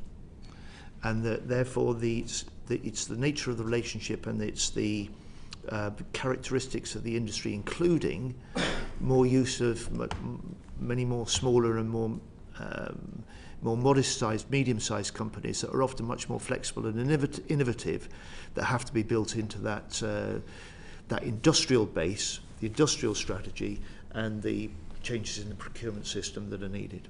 So would you agree then that we're still some way off being able to replenish our current stockpiles? Yes. And how? Yes, and it's look, to be fair, if I may, just to the previous government, it's why they said, right, we need now a 10-year strategy to do that. How long do you think it'll be before we get to a position were, it's not going to suggest we'll be satisfied completely, but were you more comfortable with the situation? Well, General Rob, this is your area. Well, I mean, I just had a couple of things to what the Secretary of State said, Mr. Ring. I mean, first of all, in terms of that long-term demand signal the Secretary of State was talking about, I think we are better now. Let me give 2 or 3 examples. So we've now formally signed up with MBDA for 10 years. They know they're going to get £6 billion of investment from the UK government to do exactly what you're talking about. We can go through those munitions if you wish. You've named one already in terms of, or you've named 2 in terms of Astra and Storm Shadow. Yeah. That's what I think the Global Combat Air Programme, GCAP, is absolutely central to the UK's defence industrial base, from a combat air, jet engine, missile, sensor capability. And that is a very long-term... So the question that was referred to you by the Secretary of State was my question about how long. So that's the munitions strategy, which is available, and the munitions plan that underpins it, which is secret, outlines the types of munitions that we need to invest in above the programme of record and when they will be delivered. That document exists and it's a secret. Thank you very much. We'd now like to delve into the classified briefing. Can we discuss that then? Can we see that document when we have the classified briefing? Let me have a look at the level of classification on that. It's not automatic that I can share everything that the committee might want at every level of classification. Can I just have one other? Sorry, Secretary. Can I just have one other thing, and that this expression "always on," and "always on" is a critical part of the response to the issue associated with our munitions resilience, and that's the ability. What we don't want to do is produce a surfeit of munitions which then run out of what we call calendar life. And we need to be able to create a system where we turn to industry, whether it be Thales or BAE or MBDA in the particular case of the UK, and say to them, I want you to ramp up by X% within 2 months.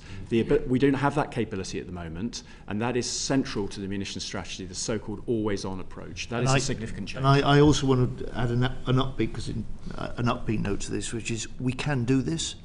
And it's not just the Defence Department and the military, but the industry as well. If you look at the NAO report recently on Task Force Kindred, it demonstrates that we can do things differently, we can do it rapidly, we can meet the demands of supporting, in this case, Ukraine in conflict, and we can take some of those lessons into our own system and learn from it. That's the challenge with a new defence industrial strategy. Thank you very much. I'd like to now move on to the future of parliamentary scrutiny and the equipment plan. Fred Thomas, please.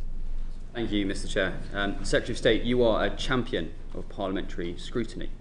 But last year, the MOD didn't publish, or partially published, an equipment plan, which should give insight of £300 billion worth of spending over the next decade. Are you able to commit to seeing that the MOD does publish that this year and every year that you are the Secretary of State for Defence? You clearly see I may regret saying I'm an advocate of strong parliamentary scrutiny. Well, my colleagues may want to reflect on last year's equipment plan. At the moment, for this year, with the Strategic Defence Review underway, it's unlikely that we'll produce an equipment plan in the same way for this year. Okay. Do you want to add anything for the last year? We know the letter that came in from the Minister to the Chair of the Public Accounts Committee. I think this is an issue that we'll be coming back onto. So there's absolutely an intent to return to publishing the equipment plan and getting the National Audit Office to review it and produce a report if that's what serves the purpose of parliamentary scrutiny. Some of the conversations we had with your sort of predecessor committee and with the previous Public Accounts Committee is that a snapshot of where our planning round gets to, by the time we produce a publishable summary, it gets into in-depth audit by the National Audit Office, is that we're essentially having scrutiny a year after that equipment planning round has concluded.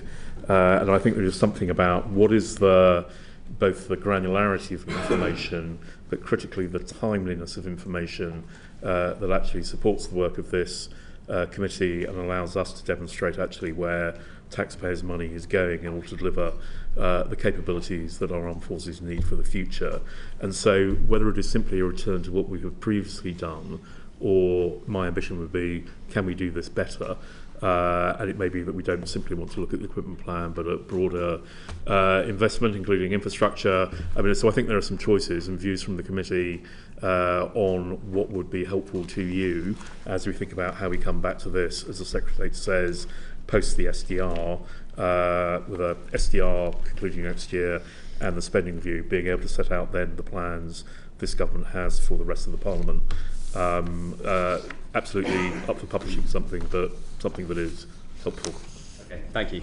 To continue on parliamentary scrutiny, we're able to ask you an array of questions, some of which you can't give us the answers here because they're at high classification. We understand that. In other Five Eyes friends of ours, parliamentary establishments, they will be able to ask about about their respective special forces activities. Now, in the UK, we can't do that. I'd like to ask you specifically about the parliamentary side of things, not to comment on anything relating to UKSF in terms of organisational, operational, training activity. Specifically on parliamentary oversight, Secretary of State, do you think that we have got enough scrutiny over UKSF? I, at present, want to allow a really important inquiry that Haddon Cave is leading to complete its course and conclude. And I think that's the moment at which there may be a case for returning to these sort of questions. Okay, thank you for that. And can I ask for yourself, Mr. Williams, you're the Permanent Secretary. You've previously been a Director General in different departments. You have held a lot of risk. From your understanding of Whitehall, and having obviously seen other departments being scrutinised in Parliament, do you consider that the MOD is holding risk by not allowing UKSF to be scrutinised in Parliament? Holding risk. Well, I mean, as the Secretary of State has said, I mean, I think generally speaking, the department is better for parliamentary scrutiny, but that needs to be within appropriate parameters.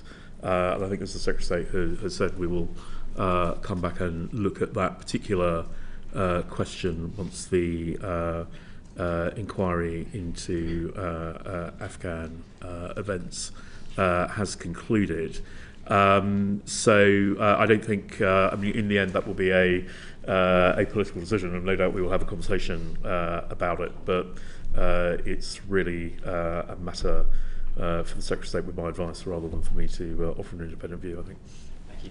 Secretary of State, so are you implying or suggesting potentially that once the Haddon Cave inquiry resolves, you would be open to reassessing how this country scrutinises UKSF? Is that what we understand?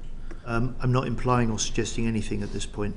I'm saying what I said a moment ago, that will be the point at which to turn our attention, in my view, to these questions. Thank you. Thank you very much. We'd now like to move on to operational aspects. So in terms of operations, if I can please call Calvin Bailey. Thank you. Secretary of State, as I mentioned earlier, I think some of the decisions made yesterday were essential, and it's really good to hear the defence reform is underway. As if you were to use an analogy for an athlete, you would highlight the fat that it needs to cut away before you start the training programme, and hopefully that fitness programme is the SDR.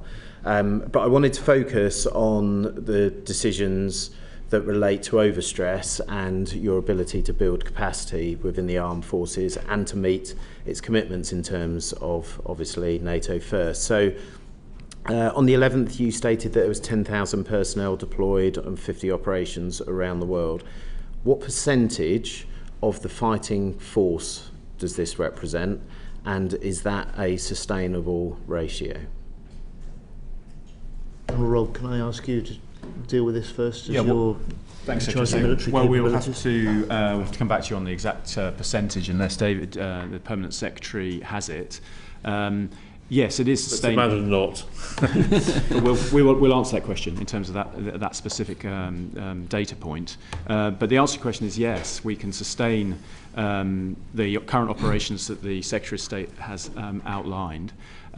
We look at readiness, though, through three lenses. This is what you're talking about. Are we ready to continue to deploy in the operations we're currently doing? In terms of capability, availability and sustainability, we can go into those three if you wish, but it's a combination of those three things, and it's a complicated formula that ensures it. But a direct answer to your question is, can we sustain operations today against the current laydown? The answer is yes.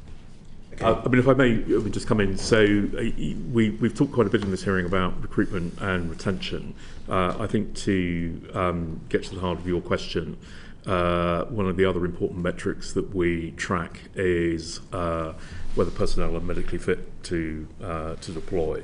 This autumn, the figure of regulars who are classed as medically fit to deploy is around the 100,000 mark. Now, that doesn't mean necessarily there are indeployable roles in the jobs or trades that they're currently in. But that is about 80% of the strength of the regular armed forces overall. So medically limited or medically not fit to deploy is a margin that we are looking to tackle, as well as work on recruitment and retention. Okay, so I was employed to look at ACS as UB. That's why I mentioned it. Absolutely, and I would love to delve into that, but the committee wouldn't. So I think being part of the team, it's probably quite important to recognise that there isn't a recognised readiness policy that's out there, and the numbers, and I think we would welcome a written response in that regard. But I think looking at that ratio, it's quite high, and also the number of countries that you are committed to is quite high. So I'd ask directly, out of those personnel, or how many of those operations would you align to directly the defence of the UK and NATO first?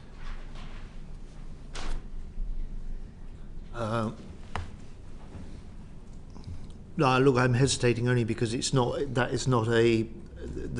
two lenses are not something that I've applied to that sort of broad figure. So I simply couldn't give you an answer to that directly. It's a very specific question. Let me go back to what we said before, that through the defence review, and you've used the expression yourself just a couple of minutes ago, that running through that defence review is NATO first. And we're working very closely with NATO on the meaning of that through the review.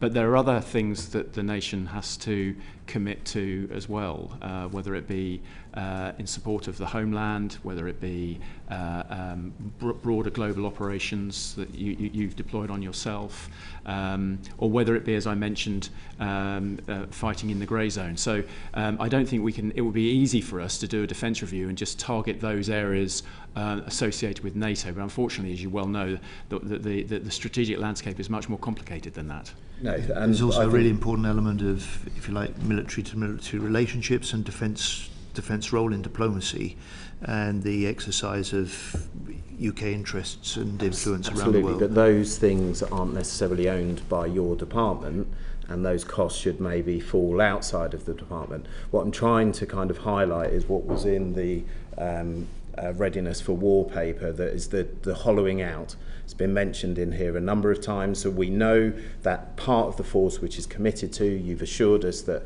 that's going to be there, those people are at readiness, but the amount of people that are training and on their wind down, that's got to be where that residual capacity comes from, and there is very little description or discussion that shows how much of that has been hollowed out to maintain that wedge forward. And that's kind of what I'm trying to get after, because the recruitment and retention problem points to people being overstretched somewhere, and we're just not seeing adequate detail or information of why. Well, we have, I don't disagree with you, but it's that our look at readiness is, as you know, is much broader. And we've one of the propositions that we've committed to the independent review team is on readiness, and to use your expression, it isn't called this, but to use your expression, hollowing out. And this cycling of people is one factor, but there are many others that we look at in terms of whether we have enough niche card of skills that we've talked about earlier, whether we have the medical support necessary to warfight, whether we have the communications architecture that is survivable in a warfight. There are a whole range of things, but what you point out is one, but I wouldn't put it as one of the top 3 or 4 that we're really focused on in terms of readiness. We think we've got the right resilience within our workforce, assuming we address the recruiting and retention issues that we've been talking about before. I think, if possible, we'd welcome some data on the number of non-formed unit deployments and what percentage of the deployed force that forms, because that's where a lot of that damage is done. And moving on to Ukraine and our support for Ukraine, this particularly impacts the Army and the Army's ability to work in that readiness mechanism. Can you provide a percentage of the Army that's currently committed to this effort, and how that would be impacted were there a change in the geopolitical situation that means we need to perhaps shoulder a bit more than we are presently?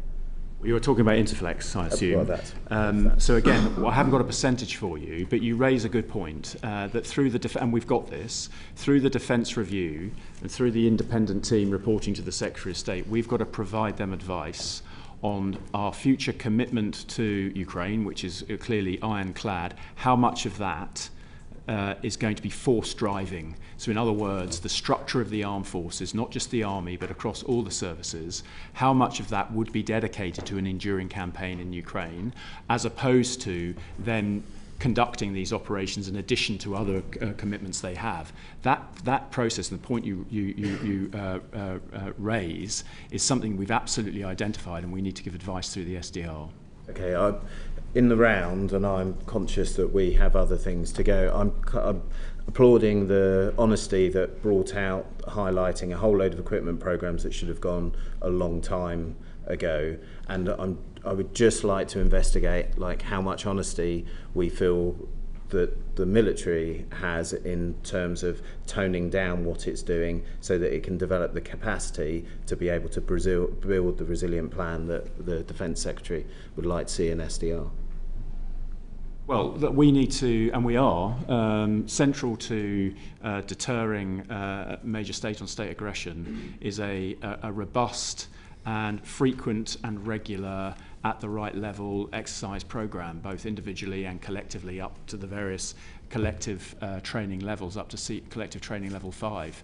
It's absolutely central that that's a central part of our deterrence posture, and to ensure our forces are ready, but also to ensure that we're shown to be ready, and that will be. I mean, that we're already doing that, and Steadfast Defender, which was earlier this year, is one of the most significant NATO exercises of some time.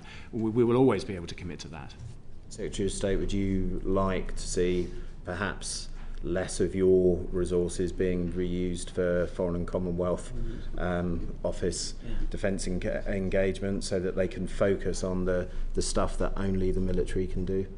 No, I'd like to be able to make more of the extraordinary network of defence people in uniform and civilian that we've already got, and I think there's a great deal more we can do alongside the FCDO.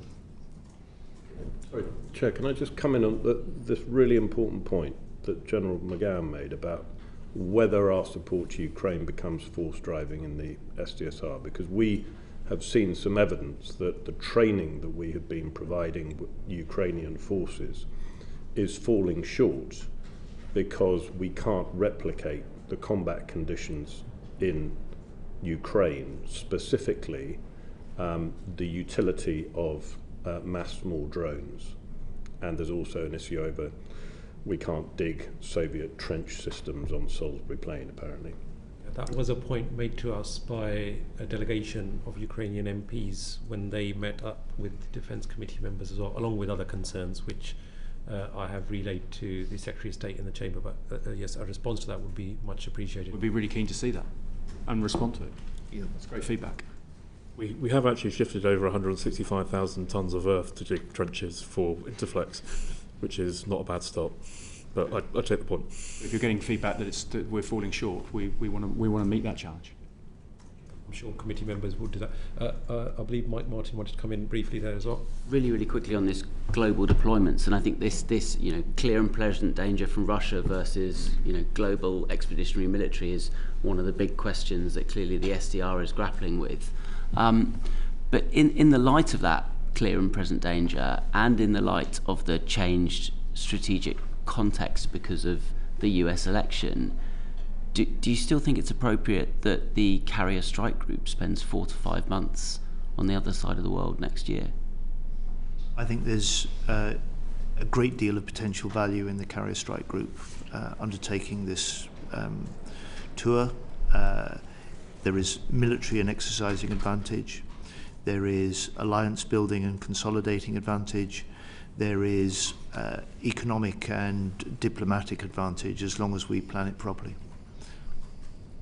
Can I also add? You do understand the point I'm trying to make, which is that all of those advantages could be had in the Baltic or the North Sea with allies that we might have to fight with in the near future. Well, you wouldn't be able to exercise with the Australians or the Japanese or the Koreans or the extent of the US in those different parts. So you could not replicate the extent to which part of the elements of the carrier strike group tour is planning. So there is a value, otherwise I would not be sending it. Thank you very much. Now I'd like to move on to GCAP, the Global Combat Air Programme. Michelle Scroggin, please. Thank you, Chair. Briefly mentioned GCAP earlier, the General mentioned it, and obviously the Prime Minister's mentioned it recently too. But can you confirm that we're fully committed to it and that funding will be available and released as it is needed? We are committed to it.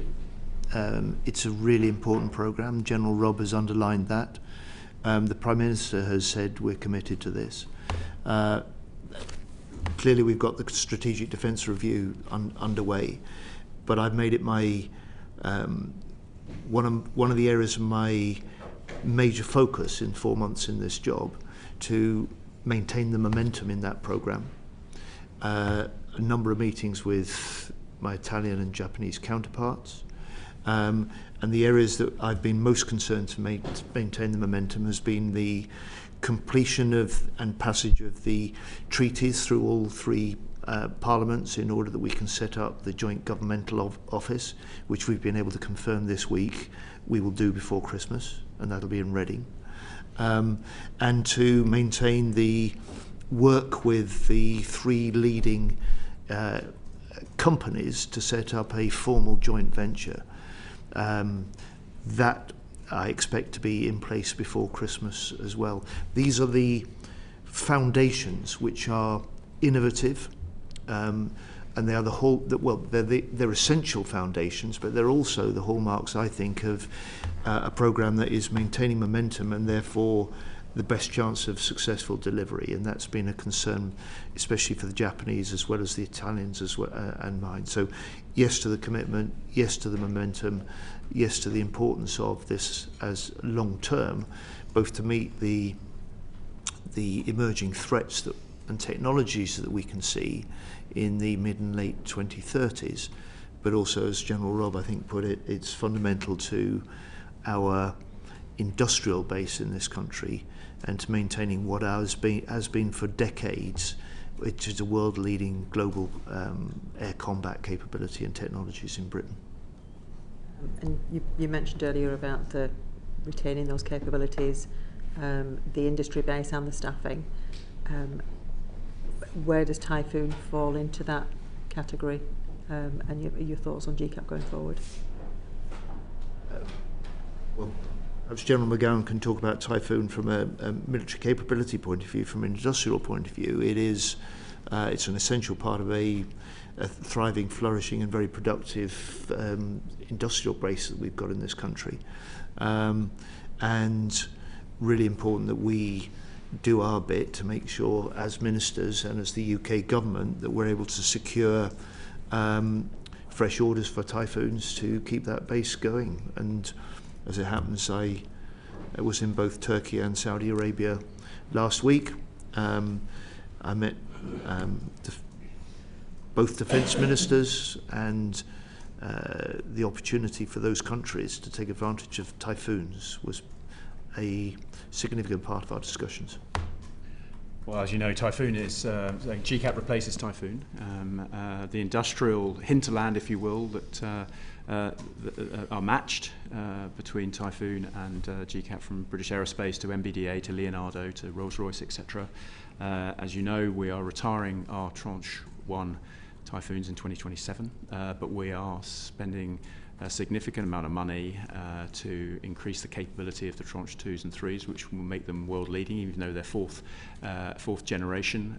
We're doing that to ensure that they can meet the challenge, the operational challenges through the 2030s. As the Secretary of State said, GCAP will start to come online in the late 2030s, but we're very confident from an operational capability perspective that Typhoon will be in the fight all the way through to GCAP coming into service.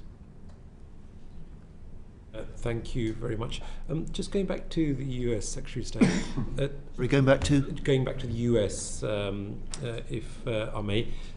Do you feel that the US election result accelerates the need for a larger defence spend? No, I feel that the case for increasing the defence spend is there. It's why I recognised and argued for it before the election. It's why, as a new government, we've made that commitment to doing so. And I'm quite sceptical of sort of sweeping statements, if I may, Mr. Martin, that somehow the election result changes the strategic global context. I think we need to wait to see what the policy, military and strategic definition of the new president and the administration will be, and we may get a limited idea of that certainly before the 20th of January. Thank you very much. And also, just there is a principal concern amongst many defence experts that an incoming Trump administration may make certain decisions around supporting Ukraine independently or in a hasty manner with little consultation with allies and partners. I'm just referencing with regards to the Doha agreement that was made with Afghanistan. So in that eventuality, are we fully prepared to continue supporting Ukraine, and have we made contingency plans around that? Partly as an extension of the point I just made there, I think it's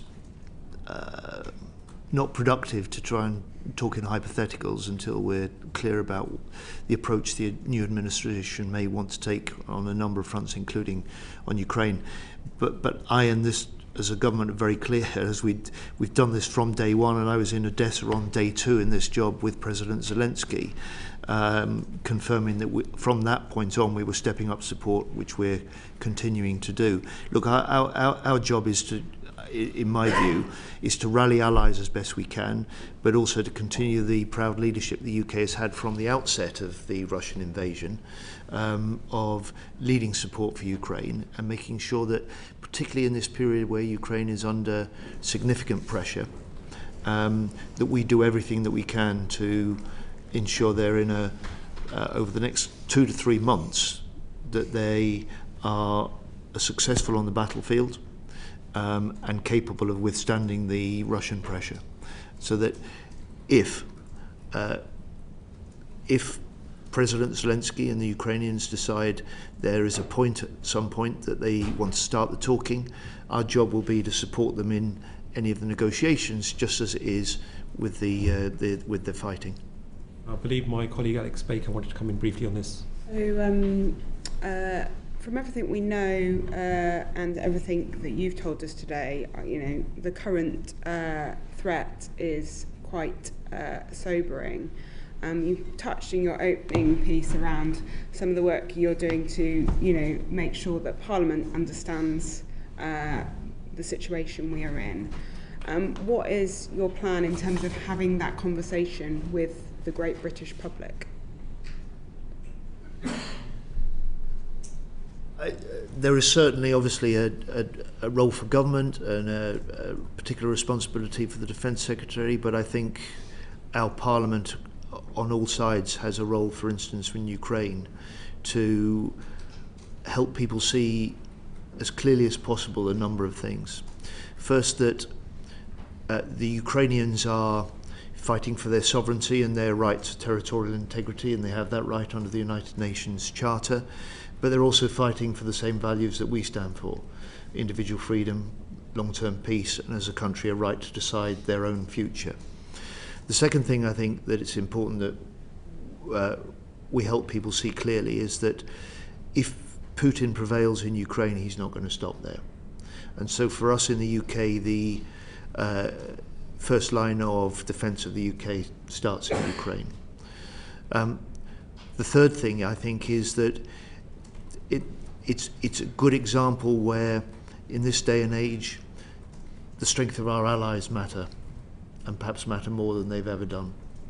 And so I see a particular responsibility myself, and I know that many parliamentarians also share that responsibility, because if we are going to encourage the public to understand the decisions we have to take as a government and as a parliament, that explanation is part and parcel of what we need to do.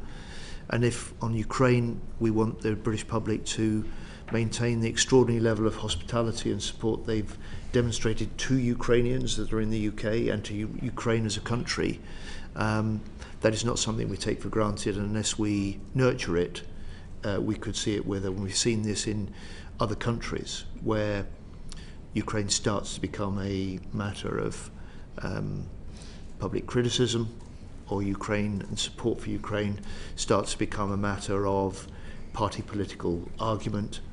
And I'm really proud that this is still a country that from the outset, as we have, stands united for Ukraine, and our support for Ukraine remains steadfast too.